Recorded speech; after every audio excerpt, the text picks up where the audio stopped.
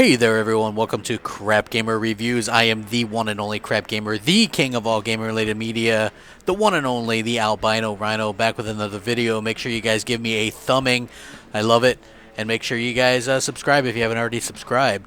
What's interesting is we all know the big hot topic, the big whodunit is upgraded consoles. We might get refreshed consoles that are a little bit more powerful or whatever. The fact of the matter is this, and I know that the PS4 Neo isn't just all about resolution, but that has been something that's dogged the Xbox One since day freaking one.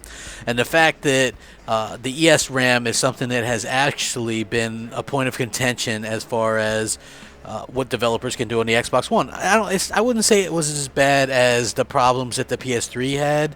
The PS3 had a lot of problems. One of the main problems, aside from the chipset that was in the PS3, which was custom and very difficult to work with, was the fact that Sony used split memory. So it was much more difficult, including, with the chipset, it just made it just a nightmare to work on, while the Xbox 360 had, the 512 megabit altogether, and Sony's had 512 as well, but it was split, so it was much more difficult. Now Microsoft's Xbox One is almost in that same kind of situation, but with the eSRAM, and developers are still having some problems with it. And although the particular site that I'm reading now this article from isn't maybe the best or the biggest game or anything like that, it's still interesting how this developer handled it. And here we go. I'm going to link this in the description as well. Despite talk of an upgraded Xbox One consoles, the console's eSRAM still remains a point of contention for many developers. It's becoming a lot more manageable recently, as Wicked Witch Software executive told Gaming Bolt. We asked the Rugby Challenge 3 developer about eSRAM and the challenges it posed for other studios, with some using it more wisely for texture streaming. Did the development team face any issues with eSRAM when working on the Xbox One?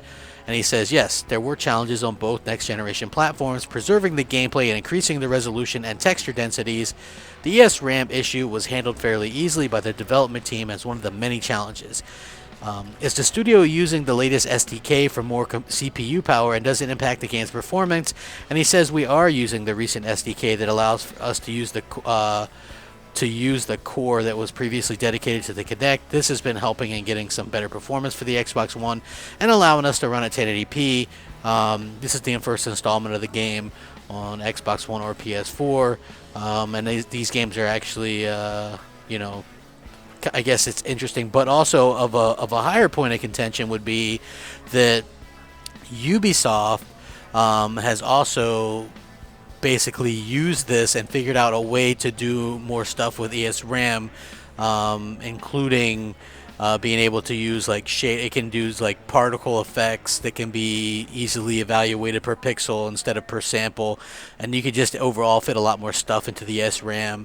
No need to fix up gradients and shaders and things like that. And what's interesting about this is, even though it's all very technical and things like that, if you can get better looking games and do more resolution and things like that, maybe Microsoft could buy some time with the Xbox One.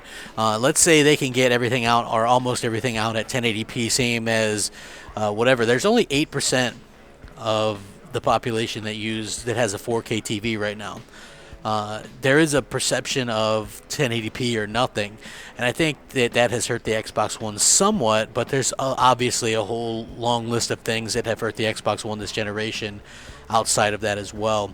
But if you can get that down, get some good games out, get a good price point, you can last maybe another year or so before you come out. Make sure you have really powerful hardware at a good price point, and you can do things right from the start, and that's desperately what Microsoft needs to do. But I think until then, start winning some people over, advertise a little bit that you've got games that can do this, etc. You're not as weak as people would have you believe, or the media would have you believe. So interesting, to say the least. Let me know what you guys think. Sound off in the comment section. Rate, comment, subscribe. Make sure you guys follow me on Twitter at @the_crapgamer. Follow me on Xbox Live, MOH space crapgamer. And as always, thanks for watching. Have a great one. Crap Gamer out.